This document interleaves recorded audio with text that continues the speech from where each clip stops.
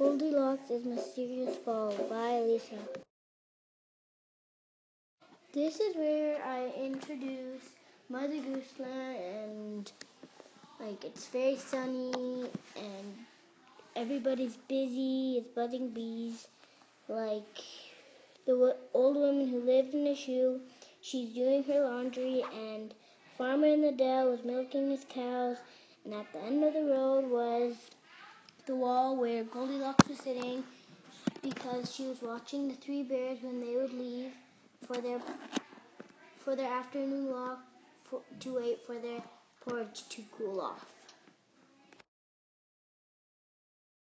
This is where I introduced the crime scene. When Little Red Riding Hood got into her office, she got a call from Miss Muffet at 12:05. Miss Muffet said, "Goldilocks fell off the wall, and now she has a broken ankle and her face fell into a lunch." Little Red Riding Hood hurried as fast as she could to investigate Goldilocks' fall. All the king's horses and all the king's men brought Goldilocks to the hospital. And this is where I introduced Little Red Riding Hood, and she always wears a cape and has brown eyes and hair. She always has a black suitcase in her hand where she keeps her notebook, pencil, magnifying glass. And if you ever want to find her, she'll probably be in her office working on a case. Here I introduce the suspects and who they are and why they are suspects. And Chicken Little is a suspect because he passed the wall. He passed the wall when the crime scene happened. And Joe Dumpty is a suspect because Joe Dumpty was jealous when Goldilocks always received the porridge. And the third suspect is the three bears. They didn't like when Goldilocks ate their porridge, so yeah. Here is where I introduce Jack and Jill. Jack and Jill are witnesses because Jack and Jill's daycare center is right beside the wall, and Jack and Jill saw Joe Dumpty and Goldilocks arguing. Here is Chicken Little. Chicken Little is a witness because he saw Joe Dumpty talking to Goldilocks at the wall. Spider's a witness because he was hanging with Goldilocks at the wall, and Spider saw Joe Dumpty angrily stomping to the wall. This is my first clue, and where Little Red Riding Hood detective found Goldilocks' bow on the way to the forest. Here is clue 2 when Detective Little Red Riding Hood found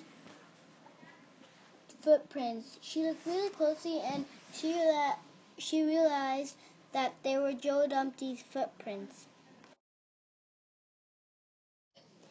Here is clue 3. This is when Detective Little Red Riding Hood found a piece of Joe Dumpty's pocket on a dark green tree after she was done following the footprints. Here is clue 4. When Detective Little Red Riding Hood got to Joe Dumpty's house, she knocked on the door and went inside. Joe Dumpty was acting strange, and she saw a half-eaten bowl of porridge in the kitchen. Clue 5. This is when Detective Little Red Riding Hood wasn't sure who ate the porridge, so she did a fingerprint test And the match was Joe Dumpty's. And now we know who pushed Goldilocks. The red herring was the three bears' fur, and when Detective was in the forest, she saw a clue. It was a piece of brown fur.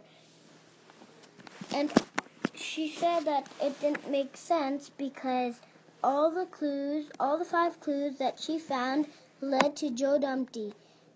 And then so Detective went to the 3 bears and asked questions. The 3 bears said that they didn't do it because they were on their way for their afternoon walk.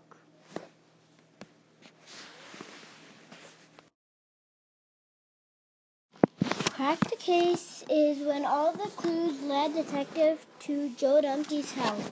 She did a fingerprint test on the silver spoon that was in the porridge from the 3 bears. The match was Joe Dumpty's, so that explained the porridge in the kitchen. Who Pushed Goldilocks Off the Wall? By Lisa. It was a nice sunny day in Mother Gooseland. The town was busy as buzzing bees. Down the road to the left was Farmer in the dell. He was milking his cows. Across from him was old woman who lives in a shoe. She was doing laundry. Her neighbors was Jack and Jill Daycare Center. They were taking care of the children. At the end of the road was the wall, where Goldilocks was sitting because she was watching the 3 bears' house to see when they would leave for their walk. Gooseland was always filled with excitement. However, no one would expect the day to be interrupted with a mystery. Little Red Riding Hood, detective of Mother Gooseland, was heading to her office for the day. She had a red cloak and her black suitcase in her hand. Her suitcase always contained her notebook, pencil, and magnifying glass. When she got to her office at 12:05, she received a call from Miss Muffet. Miss Muffet exclaimed, "Goldilocks fell off the wall. Now she has a broken ankle and her face fell in her lunge. Could you please come down to the wall and investigate Goldilocks' fall? It looks suspicious." Chicken Little was walking past the wall, and Jack and Jill were also heading to the wall. Little Red Riding Hood, the detective, noticed Chicken Little and Jack and Jill talking. So she went to ask some questions. First, Chicken Little explained that he went for his walk but he didn't see any action. So Little Red Riding Hood asked Jack and Jill. They replied that they saw Goldilocks and Joe Dumpty arguing. When she was done interviewing, she found Goldilocks' bow on the ground leading out of the forest. The suspect must have taken Goldilocks' bow. When Detective Little Red Riding Hood was on her way to Joe Dumpty's house to investigate, she bumped into the 3 bears, and they told Little Red Riding Hood that they didn't like when Goldilocks eats their porridge. When Little Red Riding Hood was done investigating on her way through the forest, she saw some footprints. She looked really closely and noticed JD in the dirt. These were Joe Dumpty's initials. An hour later, Detective Little Red Riding Hood found a piece of shirt on a dark green tree. She saw JD initials for Joe Dumpty, and she kept going through the forest to Joe Dumpty's house. A few minutes later, Detective Little Red Riding Hood arrived at Joe Dumpty's house. Rap, rap, she went on the door. She went inside and noticed Joe Dumpty was acting strange. Detective Little Red Riding Hood went into the kitchen. Detective saw a bowl of porridge half eaten in the kitchen. Then Detective Little Red Riding Hood decided to investigate further and did a fingerprint test. It was a match. The fingerprints were Joe Dumpty's. Detective Little Red Riding Hood solved who pushed Goldilocks. Detective Little Red Riding Hood asked Joe Dumpty why he pushed Goldilocks. Joe Dumpty explained that Goldilocks always received the porridge and he wanted it just once. The only way Joe Dumpty would receive the porridge was if Goldilocks fell off the wall. So Joe Dumpty pushed Goldilocks. Joe Dumpty had to apologize to Goldilocks after she was out of the hospital.